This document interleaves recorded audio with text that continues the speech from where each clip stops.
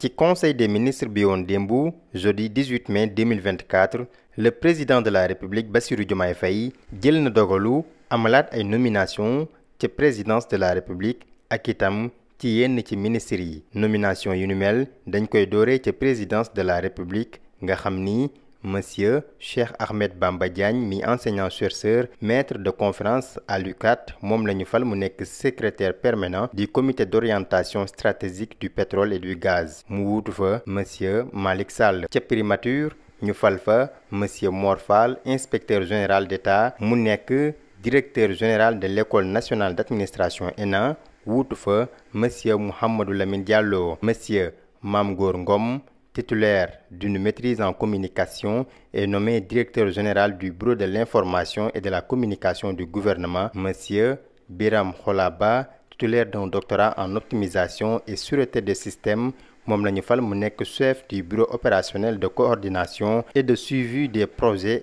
et programmes. Ca ministère de l'énergie, du pétrole et des mines, Monsieur Maïssa Diakhaté, agrégé des facultés de droit, est nommé président du conseil d'administration du Fonds spécial de soutien au secteur de l'énergie en remplacement de Monsieur Cheikhna Anne. Monsieur Pape Makhtar Sarr, ingénieur centralien, est nommé président du conseil d'administration de la société africaine de raffinage SAR mu wuutu fa Monsieur Thierno Ndiaye. Joseph Samba Sène Diatta, professeur assimilé des universités en physique, est nommé président du conseil d'administration de Petrosen Holding en remplacement de Aymerou Gning. Monsieur Cheikh Biteye, titulaire d'un master en administration des entreprises, est nommé président du conseil d'administration de l'agence sénégalaise d'électrification rurale ASER. Monsieur Adama Diawara, professeur d'histoire et de géographie, est nommé président du conseil de surveillance de l'agence nationale des énergies renouvelables moom itam mu wuutu fa monsieur Abdoulaye Sy. Monsieur Pape Momar Lo, ingénieur en génie électrique, est nommé directeur général du réseau gazier du Sénégal SA wuutu fa monsieur Joseph Oufane Medou. Monsieur Cheikh Moulay Idriss Fall, ingénieur en génie électrique, est nommé directeur de l'électricité. Monsieur El Hadji Ndiaye, titulaire d'un doctorat en énergie renouvelable, moom la ñu fal mu nekk directeur du développement des énergies renouvelables wuutu fa Monsieur Demba Gaye. Madame Oumou Khayri Diop, titulaire d'un master en économie, régulation et énergie, moom la ñu fal mu nekk secrétaire permanent à l'énergie. Monsieur Fidèle Djissibone Diémé, ingénieur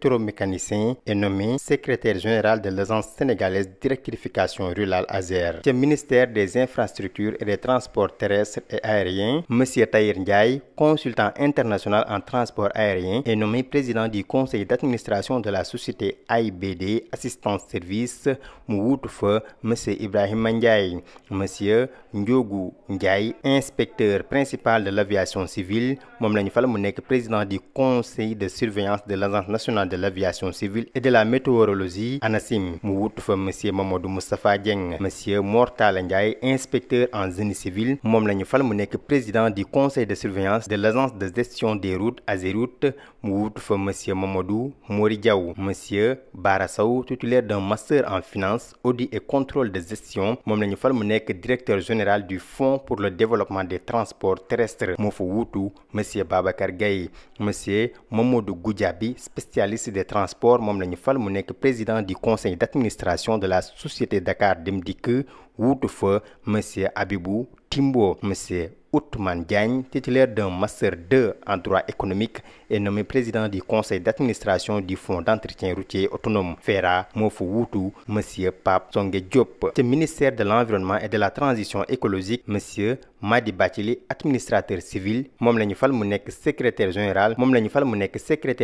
de l'agence sénégalaise de la reforestation et de la grande muraille verte moo fa wuutu Monsieur Mamadou Malick Ndaw. Ca ministère de la formation professionnelle, Monsieur Cheikh Mohamedou Mbaye, enseignant, est nommé président du conseil d'administration de l'Office national de formation professionnelle ONFP. Monsieur Mouhamadou Makhtar Dia, enseignant professeur, moom la ñu fal mu nekk président du conseil d'administration du centre national de qualification professionnelle CNQP moo fa wuutu Monsieur Ibrahima Ndour. Monsieur Malick Sy, cadre administratif à la retraite, moom la ñu fal mu nekk président du conseil de surveillance de l'agence nationale de la maison de l'outil mu wuutu fa Monsieur Fossar Banding Touané. Monsieur Demba Dioum, ingénieur en système et réseau, moom la ñu fal mu nekk directeur général de l'agence nationale de la maison de l'outil. ca ministère de l'hydraulique et de l'assainissement monsieur Ahmed Liane Sow professeur titulaire en médecine moom la ñu fal mu nekk président du conseil d'administration de l'office des lacs et cours d'eau moo fa wuutu monsieur Souleymane Barka Ba. Ministère des pêches et des infrastructures maritimes et portuaires monsieur Ismaïla Ndiaye ingénieur des pêches et de l'aquaculture moom la ñu fal mu nekk directeur des pêches maritimes wuutu fa monsieur Diène Faye. Monsieur Amadou Tidiane Camara ingénieur des pêches et de l'aquaculture est nommé directeur du centre national de formation des techniciens des pêches et de l'aquaculture moo fa wuutu moom itam monsieur Samuel Joseph Wali Faye. Monsieur Mohamedou Ngouda Mboup enseignant chercheur est nommé président du conseil d'administration du port autonome de Dakar moo fa wuutu monsieur Moussa Sy. Ci ministère de l'urbanisme, des collectivités territoriales et de l'aménagement du territoire monsieur Abdou Khadir Fofana titulaire d'une maîtrise en géographie et en géomatique moom la ñu fal mu nekk président du conseil d'administration de la société nationale de gestion intégrée des déchets SONAGED moo fa wuutu monsieur Talla Cissé. Monsieur Ibrahima Diop analyste financier moom la ñu fal mu nekk administrateur du fonds pour l'habitat social en remplacement de monsieur Ousmane Wade. Monsieur Assane Diop titulaire d'une licence professionnelle en comptabilité publique moom la ñu fal mu nekk président du conseil d'administration de la société d'aménagement foncier et rénovation urbaine moo fa wuutu monsieur Gorgui Cissé. Monsieur Serigne Kosso Sène ingénieur agronome moom la ñu fal mu nekk directeur général du cadre de vie et de l'hygiène publique moo fa wuutu moom itam monsieur Aliou Badara Ly. Ca ministère de la santé et de l'action sociale monsieur Alioune Ibnou Abou Talib Diouf pharmacien moom la ñu fal mu nekk directeur général de l'agence sénégalaise de réglementation pharmaceutique moo fa wuutu madame Oumi Kalsoum Ndiaye Ndaw. Monsieur Mamadou Diop professeur agrégé en anatomie et organogenèse est nommé directeur du centre national d'oncologie de Diamniadio.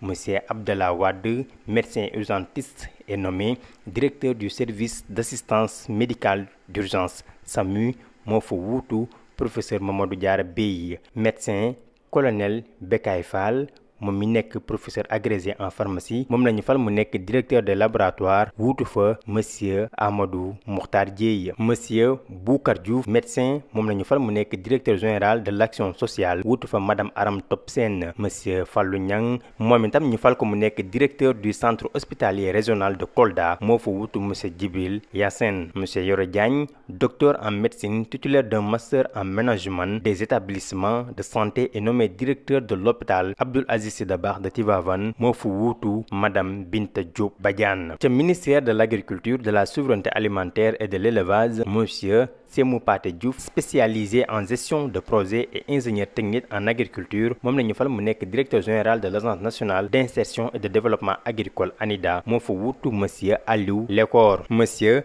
Alassane Ba ingénieur agronome est nommé directeur général de la Société nationale d'aménagement et d'exploitation des terres du delta du fleuve Sénégal et des vallées du fleuve Sénégal et de la Falémé moo fa wuutu monsieur Aboubakary Sow. Monsieur Moustapha Gueye titulaire d'un doctorat en production et protection des végétaux est nommé directeur général de l'Institut supérieur de recherche agricole en remplacement de monsieur Momar Talla Seck. Monsieur Mbaye Sylla Khouma ingénieur en agronomie tropicale moom la ñu fal mu nekk président du conseil d'administration de l'Institut supérieur de recherche agricole wuutu fa monsieur Ngagne Sène. Monsieur Ousmane Sylla statisticien moom la ñu fal mu nekk directeur de l'analyse de la prévision et des statistiques agricoles moo fa wuutu monsieur Ibrahima Mendy. Monsieur Bounama Dieye ingénieur hydraulicien moom la ñu fal mu nekk directeur du matériel et de l'équipement rural wuutu fa monsieur Omar Sané. Monsieur El Hadji Faye sociologue moom la ñu fal mu nekk directeur général de l'agence nationale du conseil agricole et rural moo fa wuutu moom itam madame Mariama Dramé. Monsieur Mamadou Cissokho expert en agriculture moom la ñu fal mu nekk président du conseil d'administration de l'agence nationale de conseil agricole et rural moo fa wuutu moom itam Mamadou Camara. Monsieur Taha Sow administrateur de société moom la ñu fal mu nekk président du conseil d'administration de la société nationale de commercialisation des oléagineux du Sénégal Sonacos moom moo fa wuutu monsieur Youssou Diallo. Monsieur Cheikh Ahmadou Bamba Ngom économiste moom la ñu fal mu nekk coordonnateur national du programme des domaines agricoles communautaires PRODAC moo fa wuutu monsieur Djimo Souaré. Monsieur Abdou Mbacké Samb, enseignant, est nommé président du conseil de surveillance du programme des domaines agricoles communautaires PRODAC wuutu fa monsieur Cheikh Ahmed Tidiane Dieng. Monsieur Modou Gueye Seck, économiste, gestionnaire des projets moom la ñu fal mu nekk directeur du financement et du partenariat avec les organisations moo fa wuutu monsieur Serge Malou. Monsieur Alfred Koulissen, spécialiste en sciences des sols, est nommé directeur général de l'Institut national de pédologie en remplacement de monsieur Mamadou Sow. Au ministère de la microfinance, de l'économie sociale et solidaire, madame Mariama Dieng, sociologue, moom lañu fal mu nekk directrice de la promotion de l'économie sociale et solidaire. Monsieur Seydina Omar Ndiaye, économiste, moom lañu fal mu nekk directeur des stratégies et de la prospective moo fa wuutu monsieur Mohamed Diop. Monsieur Demba Thiam, professeur de l'enseignement moyen secondaire, moom lañu fal mu nekk président du conseil d'orientation du Fonds national de la microfinance moo fa wuutu Ismaïla Dembélé. Ci ministère du tourisme et de l'artisanat, madame Soda Diara, spécialiste en marketing et management touristique,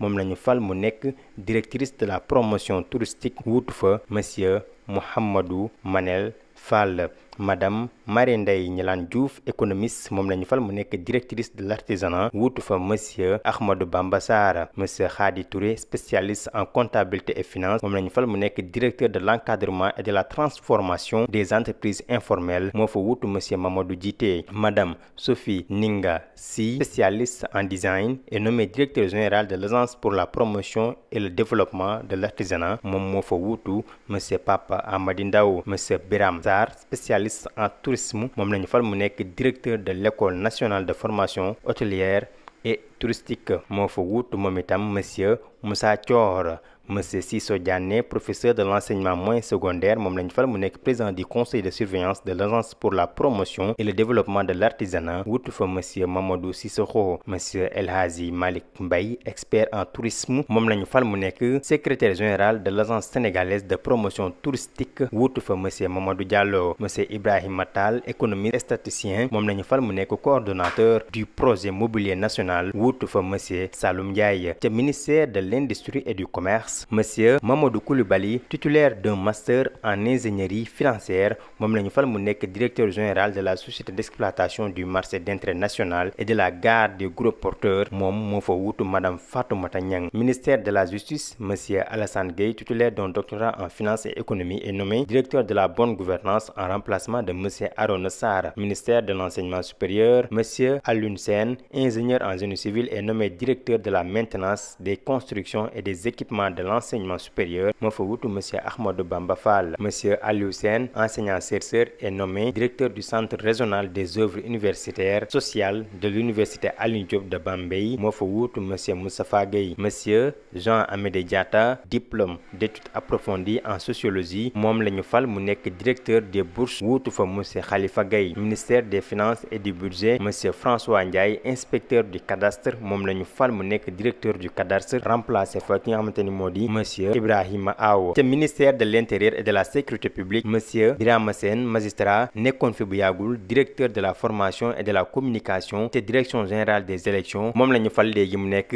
directeur général des élections wuutu fa monsieur Thiendella Fall. Monsieur Ousmane Ngom, spécialiste en passation des marchés publics, finance et gestion publique, matricule de solde numéro 624 961/D, moom la ñu fal mu nekk directeur de l'administration générale et de l'équipement au ministère de l'économie, du plan et de la coopération moo fa wuutu monsieur Malick Sarr mi ñu woo ci yeneeni mbir. Monsieur Layti Mbeng, titulaire d'un master en comptabilité et gestion financière, matricule de solde numéro 625/060/O, moom la ñu fal mu nekk directeur de l'administration générale et de l'équipement au ministère de l'enseignement supérieur, de la recherche et de l'innovation. Madame Ndeye Yacine Gueye, docteur en économie de l'éducation, matricule de solde numéro 677/090/O, nekkoon fi bu yàggul directrice de l'administration générale et de l'équipement au ministère de l'éducation nationale, de l'enseignement supérieur, de la recherche et de l'innovation, moom la ñu fal léegi mu nekk directrice de l'administration générale et de l'équipement au ministère de l'éducation nationale. Monsieur Louis Benoît Mbaye, professeur de l'enseignement moyen, matricule de solde numéro 666/139/A, moom la ñu fal mu nekk directeur de l'administration générale et de l'équipement au ministère de la fonction publique, de la réforme du service publics moo fa wuutu madame Mame Khady Sidi Ali Badji. Monsieur Mamadou Moustapha Diallo, spécialiste en gestion de projet et en finances publiques, matricule de solde numéro 634 436 LAS-Z moom la ñu fal mu nekk directeur de l'administration générale et de l'équipement au ministère du tourisme et de l'artisanat moo fa wuutu monsieur Mandiaye Diop. Madame Fatou Diouf, professeur de l'enseignement secondaire, matricule de solde numéro 661 673 SLAS-A moom la ñu fal mu nekk inspectrice des affaires administratives et financières au ministère de l'éducation nationale. Monsieur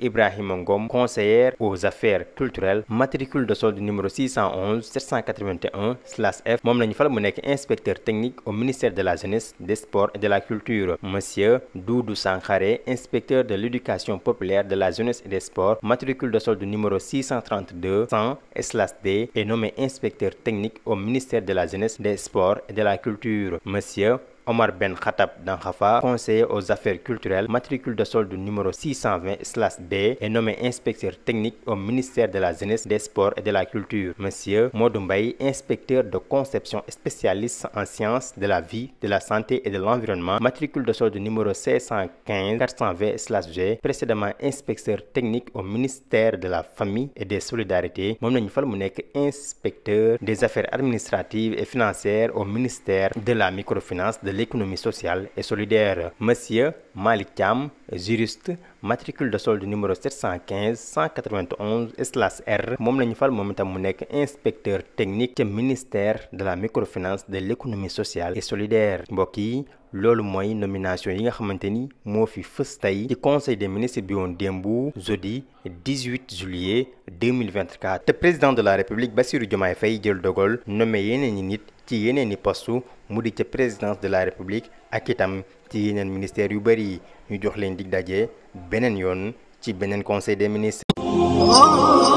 ana lan ngeen doon wuti ca Makka muy jàllaaba muy cuuraay muy bépp accessoire buy jógee Makka ana lu ngeen di wuti Makka lépp loo xam ne da ngeen koy jëli ji ba Dubaay lépp loo xam ne da ngeen koy jëli ji maanaam foofu nga xam ni moom moo di ca Makkatul Mukarram am na fii nga xam ni moom moo di ci Saloum Jidda nekk fii ca 48 rue Fleuris angle Paul Hall muy li nga xam ni moom moo di ijab yi nga xam ni kat moom la jigéen ñi di muuro muy li nga xam ni moom moo di cuuraay muy zamzam muy lépp loo xam ne da di abbaaya wala sijaada lépp li nga xam ni moom ngeen ca bëgg ñëw leen fii nga xam ni moom moo di 48 rue Fleuris angle Paul Hall da ngeen bëgg li nga xam ni kat moom moo di oud wala ambre VIP muy parfum yu am maanaa yooyu di bàyyeekoo Makkatul Mukarram wala foofu nga xam ni moom moo di kat ca Dubaay jalaaba yaa nga wook kurus yaa ngi fi mbaxane yaa nga fa parfum oud yaa nga fa sijaada yu baax yaa nga fa kaamin yaa nga fa lépp looy soxla te muy jugee Makka te muy jugee Dubaay ñëwal fii nga xam ni moom moo di Saloum Jidda 48 rue Fleuris angle Paul Hall marché Sandaga Dakar